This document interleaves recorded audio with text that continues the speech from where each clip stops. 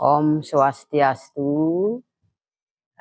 Saya Pedanda Istri Ngurah Pidade dari Geria Katon Sudi Kemenuh Amlapura mencoba sedikit memberikan penjelasan tentang pertanyaan yang diajukan tadi. Sebetulnya kita menyadari semua bahwa setiap film kesange, karena jadi kan kita umat Hindu punya yang namanya sasih.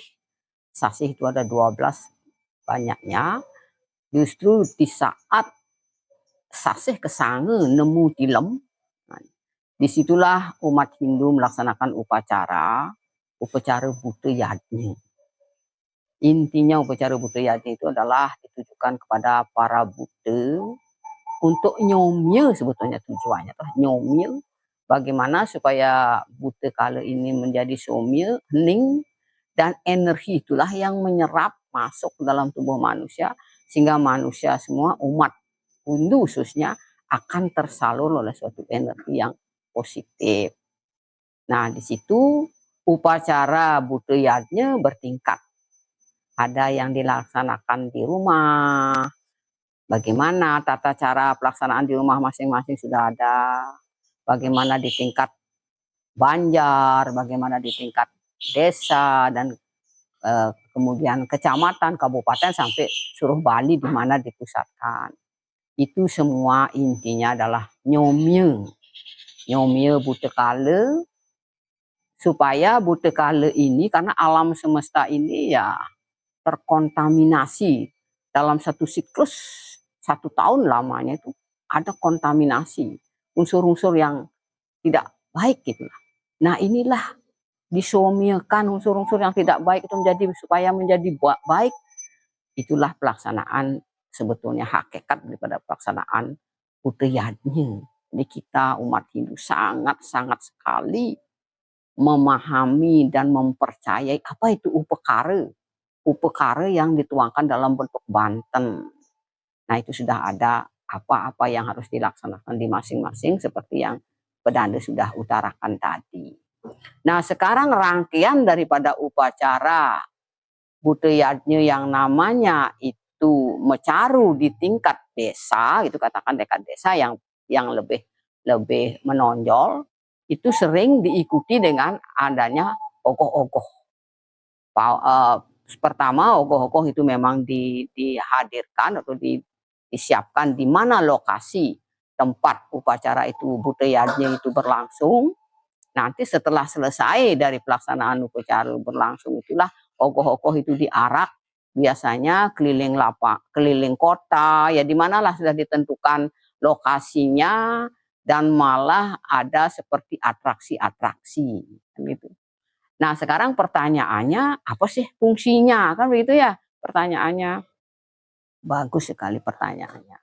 Kalau bicara ogoh-ogoh, memang kalau Pedanda cari di kamus tidak ketemu kata ogoh-ogoh. Tapi kalau dihubungkan kata ogoh-ogoh itu mungkin ada kaitannya dengan ogah-ogah. Ya, ogah-ogah itu artinya digoyang-goyang gitu. Jadi pada waktu ogoh-ogoh itu diarak, nah, dibawa ke lapangan, itu cara membawanya pasti digoyang-goyang. Digoyang-goyang dengan atraksi tarian oleh para pemundut daripada ogoh-ogoh itu. Apalagi pada waktu saat mengarak-arak itu. Nah, kenapa kok justru digoyang-goyang dengan atraksi dalam bentuk tarian? Nah, jadi bisa kita sampaikan fungsi daripada adanya ogoh-ogoh itu adalah suatu bentuk kreativitas seni. Jadi satu pertama seni, bagi mereka yang punya bakat seni menari, menabuh itu tersalur.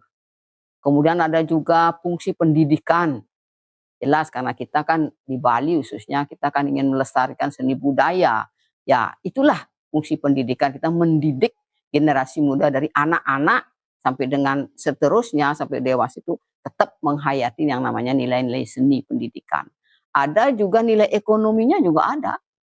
Tidak nyalahkan bagi yang kaya, silahkan buat ogoh-ogoh yang meriah supaya uang itu beredar. Jadi uang itu tidak diam, seperti itu beredar. Jadi mereka yang jualan apa alat-alat ogoh-ogoh apa bentuk bambu, jadi ada yang membeli apa itu kertas, apa dan lain sebagainya. Pedagang-pedagang itu merasa ada panen lah. Oh, sekarang akan ada sase kesange, saya akan dapat jualan. Jadi itulah pemaknaan daripada uang itu yang dimiliki oleh siapapun yang berlebihan punya uang. Itulah dalam bentuk mereka mendanapuniakan uang itu dalam bentuk upacara, dalam bentuk perangkat-perangkat daripada upacaranya yang dibutuhkan. Nah, sekarang itu dulu kita sampaikan fungsinya, sebetulnya sih banyak sekali lagi fungsi-fungsi yang lain kan gitu. Nah, sekarang maknanya kan gitu. Makna daripada ogoh-ogoh itu sebetulnya adalah simbol daripada Buta Kala, simbol Buta Kala sebetulnya. Nah, sekarang kita umat manusia ya, yang membuat ogoh-ogoh ini sebetulnya harus mengerti akan maknanya, karena itu simbol Buta Kala. Buta Kala itu dia tidak berbentuk manusia dan juga tidak berbentuk binatang, boya je manusia, boya juga juga satu. Sehingga dalam membuat ogoh-ogoh itu pasti matanya besar gitu. Masa ada manusia belalak matanya sebesar itu, kan tidak ada. Kok justru hitungnya besar. Nah, itu adalah karena itulah sebetulnya wujud buta. Begitu buta yang sunyi, yang tidak kelihatan melihat, oh ini kok sama dengan saya, oh, wajahnya kok sama. Nah, dialah di situ apa itu istilahnya, tertarik dia, ikutlah para buta itu merasa senang. Jadi kita sebetulnya ogoh-ogoh itu tujuannya adalah menghibur para buta, menyomiakan siapapun. Kita sendirilah kita berpikir, coba kalau kita ada orang yang menghibur, apa tidak senang kan begitu? Tentu senang. Setelah senang, yang maunya marah tidak marah kan itu. Ikang kerure tan menang kerure. Yang tadinya dia galak, Buta Kala itu kadang galak dan ingin mengganggu kita, dia tidak lagi mengganggu, tidak akan marah lagi, tidak akan mengganggu, sehingga dia bersahabat dengan kita, bersahabat dengan kita, dengan manusia. Nah, itulah maknanya. Karena kita bicara Buta Kala ya sebetulnya alam ini ya Panca Buta itu sebetulnya tubuh kita pun juga terdiri dari Panca Buta ya sebetulnya. Somya alam semesta ya somya juga dalam Buana Alit kan gitu ya. Hubungannya Buana Agung dengan Buana Alit sama.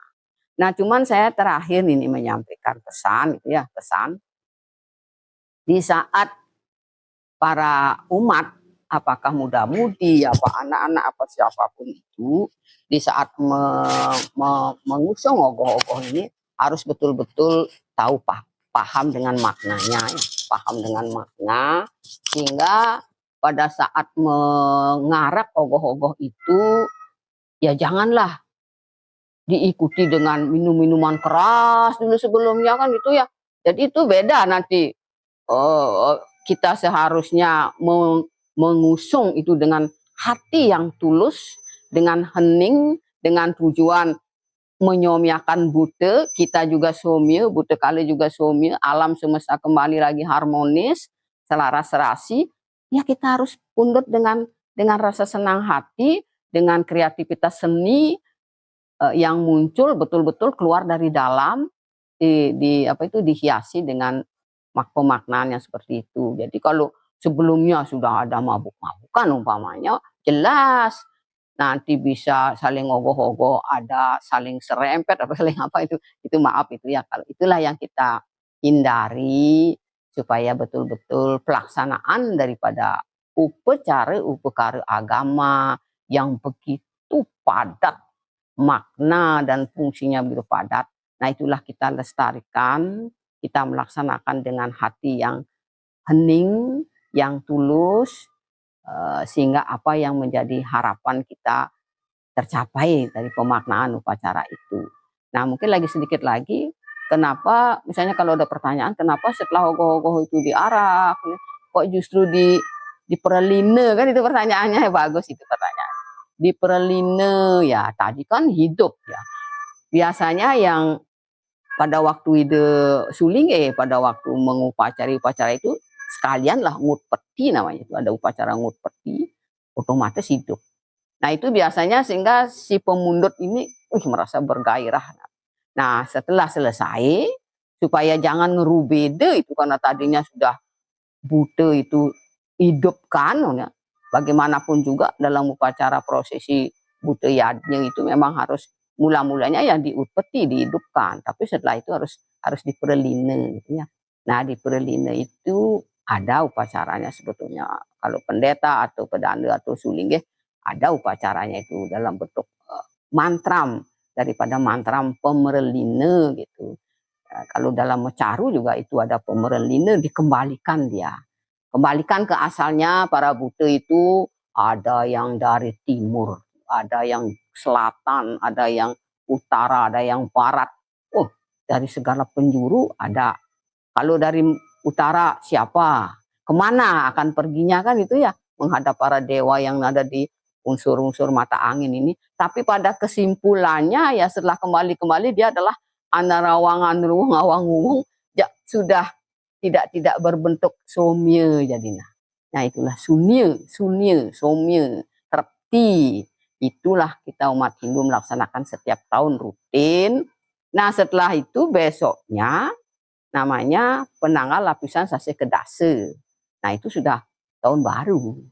Jadi tahun baru Isaka. Ya katakanlah upacara buteyadnya yang saya sebutkan tadi itu, dan disebutkan itu menyambut tahun baru Isaka juga prosesinya. Ada ogoh-ogoh sebagai rangkaian upacara buteyadnya.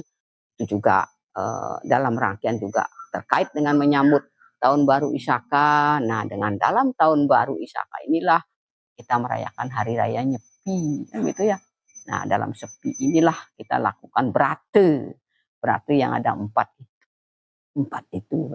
Nyepi geni, nyepi lendungayan, nyepi karya, dan nyepi anglungangan. Itu artinya tidak boleh hiburan dan lain sebagainya. Nah, itu sekiranya bisa saya sampaikan secara singkat. Mudah-mudahan ada manfaatnya. Nah, seandainya ada hal-hal yang kurang berkenan, pedanda juga tidak lupa minta maaf atas segala kekurangannya. Ya, saya tutup dan ditutup dengan para mesanti. Om Santi Santi Santi Om.